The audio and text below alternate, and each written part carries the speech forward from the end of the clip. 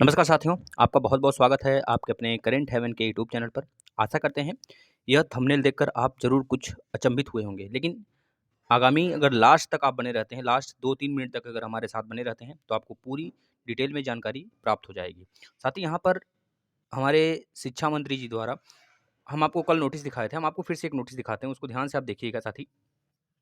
आप इस नोटिस को देख भी पा रहे हैं, कल भी दिखाया गया था, लेकिन आज भी देखेंगे। कल यह बात हुई थी हमारे विधानसभा में साथी मुकेश वर्मा, डॉक्टर मुकेश वर्मा जी द्वारा यह अतारांकित प्रश्नों के संख्या नंबर 74 था। इसके उत्तर दिए जा रहे थे हमारे शिक्षा मंत्री जी द्वारा। उनके द्वारा सारी बातें इनके द्वारा मतलब जो पूछी जा रही थी, जितने भी क्वेश्चन थे इनके द्वारा किया जा रहा था और वो अपना उत्तर देते जा रहे थे। साथ ही वहाँ पर बताया गया था जो शिक्षकों का संख्या है वह 3,32,734 है और कितने बच्चों पर है 1,28,60,939 बच्चों पर प्राथमिक विद्यालयों में। अगर बात करें इसे उच्च प्राथमिक विद्यालयों में जो बच्चों का संख्या था 52,53,772 और जो शिक्षकों की संख्या थी 1,20,866। तो हम एक तरफ इसको रखते हैं अभी, जो हमारा उच्च प्राथमिक शिक्षक है और हम केवल अब प्राथमिक विद्यालय के ऊपर बात करते हैं। आप यहाँ पे देख भी पा रहे हैं साथी, इनके द्वारा पहले कुछ और डिसीजन दिया गया था, लेकिन अब जाकर उनके द्वारा सारी बातें यहाँ पर जो शिक्षा मित्र हैं 1,47,766 है, उनको जोड़ने के बाद पहले इनके जोड़ने के पहले जो शिक्षक और छात्र का अनुपात है साथी 38 संबंधी 1 है। यानी कि अगर शिक्षा मित्र को नहीं जोड़ा जाता, इनको परमानेंट टीचर नहीं माना जाता है, तो यानी कि हमारे यहाँ शिक्षक मतलब छात्र सरप्लस में है। यानी कि जो अनुपात है छात्र का आरटीई एक्ट के हिसाब से जो रहना चाहिए 30 संबंधी 1 रहना चाहिए। शिक्षक और छात्र का अनुपात, लेकिन यहाँ पर जो छात्र हैं वो सरप्लस में हैं। लेकिन यहीं पर अगर इनके द्वारा कहा गया है साफ-साफ, जब यहाँ पर पूछा गया माननीय मुकेश वर्मा जी द्वारा, तो इनके द्वारा साफ-साफ यह कहा गया कि कुछ मतलब कि पिछले 2 सालों का जो था डाटा था, वहाँ पर हमारे शिक्षक में हमारे प्राथमिक विद्यालय में यहाँ पे शिक्षा मित्रों को ऐड नहीं किया जाता था। अब इनको प्राथमिक एक तरह से परमानेंट शिक्षक का दर्जा दे दिया गया है, यानी कि 1,47,766 एक तरह से विद्यार्थी हैं, जो हमारे शिक्षक हैं, अगर उनको और ऐड कर दिया जाए, तो इस प्रकार से अगर देखेंगे 3,32,734 और 1,47,766 यह सब जोड़कर प्राथमिक में शिक्षकों की जो संख्या हो गई, वो हो गया 26:1, यानी कि जो बच्चों का अनुपात है, अब यहाँ पर घट गया और जो शिक्षक का अनुपात है 1, यानी कि रहना चाहिए आरटीई एक्ट से 30 संबंधी 1 रहना चाहिए और यहाँ पे तो कुछ हमें और ही देखने को मिल रहा है, यानी कि 26:1 देखने को मिल रहा है। यानी कि जो हमारे छात्र की संख्या रहनी चाहिए 30 के अनुपात में, यहाँ पे 26 हो गया। यानी कि हमें शिक्षकों की आवश्यकता नहीं है हमारे उत्तर प्रदेश में। हमारे उत्तर प्रदेश में अभी छात्रों की आवश्यकता है। समझ रहे हैं इस बात को? अब हम इस चीज़ को डिटेल में समझते हैं, आप ध्यान सुनिएगा। अगर हम बात कर लें साथी, हमारे यहाँ जो बच्चों की संख्या कितनी है? 12,000 कैलकुलेशन करेंगे, आप ध्यान से लास्ट तक बने रहेंगे। 12 करोड़ 86 लाख और इस तरह से है ना 09393। इसमें अगर 30 का मल्टीप्लाई करते हैं और डिवाइड बाई 26 करते हैं, तो यहाँ पर हमारे पास जो निकल के आएगा डाटा साथी, यह निकल के आएगा अभी तत्काल में कितने हैं मतलब शिक्षक। और इसी में से अगर हम लोग 12,86,000 इस समय जो छात्रों की संख्या अगर उसको माइनस कर देते हैं, तो यहाँ पर जो छात्रों की संख्या निकल के आती है 1 लाख मतलब कि सॉरी कितना आ जाएगा 1,97,86,006 इतना आ जाएगा निकल कर। मतलब यह कैलकुलेशन जो निकल के आया साथी हमारे सामने कितना आया निकल के, आप देख सकते हैं। हम यहाँ पे निकालने का प्रयास कर रहे हैं कितने शिक्षक अधिक हैं, मतलब कितने शिक्षक कमी हैं अभी। कमी अब हमको निकालना पड़ रहा है साथी, क्योंकि हमें यहाँ पर अनुपात दिखाया गया 26:1, आप खुद देख पा रहे हैं। यानी कि अगर निकल के आया है जो हमारा कैलकुलेशन था 1978606 यह निकल के आया।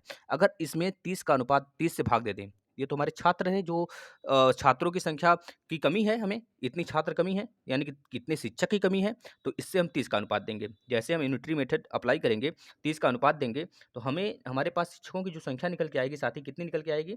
शिक्षकों की संख्या निकल के आएगी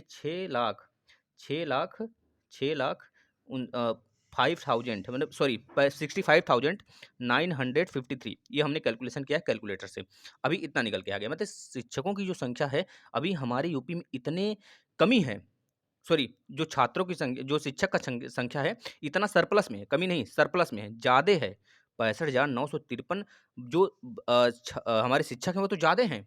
अगर हम लोग यह वाले जो यहाँ पर दिख रहा है हमारा 23,000 और प्लस जितने भी और डाटा है अगर उसको कलेक्ट कर लें, यानी कि जो शिक्षकों की संख्या इस समय पर्याप्त में हमें जो चाहिए है, अगर देखा जाए 1,46,865 इतने शिक्षक हमें चाहिए। मतलब यह पूरा डाटा था, मतलब इतना इनको भर्ती निकालनी थी। लेकिन यहाँ पर इनके द्वारा जो यहाँ पर बताया जा रहा है 38 संबंधी 1 नहीं, 26 संबंधी 1 है, इसमें इनका यह घोटाला हुआ है साथी, जो 1 लाख घोटाला किया। इन्होंने जो हमारे शिक्षा मंत्री भाई थे, उनको ऐड कर दिया। अब यहाँ पर शिक्षकों का जो हमने निकाला, इतने शिक्षक हमें चाहिए थे, मतलब भर्ती आनी चाहिए थे 1.5 लाख, और यहाँ पर 1,47,000 इन्होंने ऐड ही कर दिया शिक्षक। जो हमारे शिक्षक मतलब शिक्षा मित्र भाई-बहन थे, उनको यहाँ पर ऐड करके इन्होंने यह बता दिया कि भाई हमारे यूपी में शिक्षकों की भी संख्या मतलब कि शिक्षकों की संख्या पर्याप्त है, मतलब बिल्कुल भी इक्वल है, बैलेंस बना दिया इन्होंने, यानी कि 26 संबंधी 1 की जगह उन्होंने 30 संबंधी 1 का पूरा डाटा दे दिया इस प्रकार से। अब शायद आप समझ गए होंगे कि 30 संबंधी 1 डाटा कहाँ से आया। अब आपके मन में एक सवाल उत्पन्न हो रहा होगा, तो फिर 51,112 पद रिक्त क्यों उन्होंने बताया था?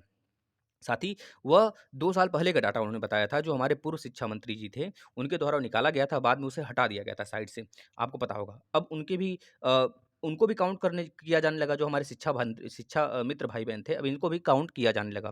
काउंट करके यह अनुपात बता दिया गया 30 संबंधी 1। अब आपके मन में एक और डाउट होगा कि सर यह जो 17,000 की भर्ती थी, 17,000 के जो ये निकालने की बात-बात अभी भी बात-बात पर निकालने की बात हो जाती है, क्यों कर रहे हैं? और प्लस इसमें 6800 पद जोड़ने की बात क्यों हो रही है? तो आपको बता दें साथ ही 17,000 प्लस 6800, यह पद 23,000 का रिक्त पद था। 23,000 में जो रिक्त पद थे उसको जोड़ा गया था। तो इसको जोड़कर हमने बताया था कि हमारे पास कितने इसमें छात्रों की, अगर यह शिक्षा मित्र को नहीं जोड़ते, यानी शिक्षकों की संख्या तब कितनी हमारे यहाँ कमी हो जाती?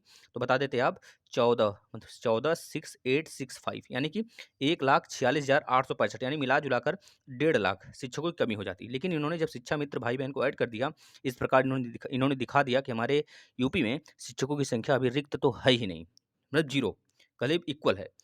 अब आपके मन में एक और डाउट होगा, जो रिटायर हो रहे हैं शिक्षक हर साल, यानी कि अगर ये 4-5 साल से ये भर्ती नहीं दे रहे हैं, तो हर साल 15,000 के रेट से बच्चे जो काउंट कर रहे हैं सोशल मीडिया के माध्यम से या फिर जानकारी के माध्यम से, 15,000 हर साल रिटायरमेंट हो रहे हैं, यानी 15 पछे 75, यानी 75 65,000 जो अभी पद रिक्त हो रहा है, उसका डाटा कहाँ गया? यानी कि हर साल रिटायरमेंट भी तो होता है, यानी कि 75,000 भर्ती तो आनी चाहिए। अगर अभी भी इस प्रकार के डाटा ये बता रहे हैं, तो 75,000 भर्ती आनी चाहिए।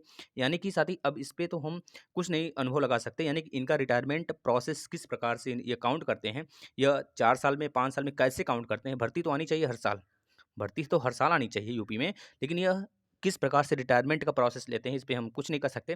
लेकिन जो आपके सामने डाटा रखा गया है, वो बहुत ही सटीक डाटा था। आप खुद देख लीजिए, भर्ती यूपी में सिर्फ़ इसी कारण से नहीं आ रही है, और आगामी लगभग 1.5 साल तक, 1.5 से 2 साल तक ये भर्ती ना ही देखने को मिलेगी हमें यूपी में। ये चीज़ें हमारे सामने हैं। जब तक बच्चों की संख्या नहीं बढ़ेगी, बच्चों की संख्या सरप्लस में नहीं होगी, तब तक ये चीज़ें नहीं आएँगी।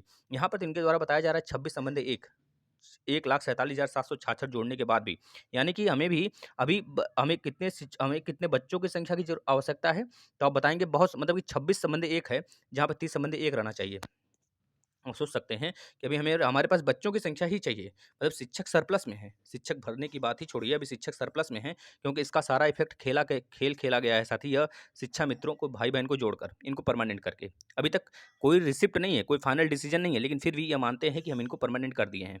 अब ये देखना है आगे कि क्या होता है, लेकिन जो रिटायरमेंट प्रोसेस है, इनका थोड़ा-सा समझना पड़ेगा साथी।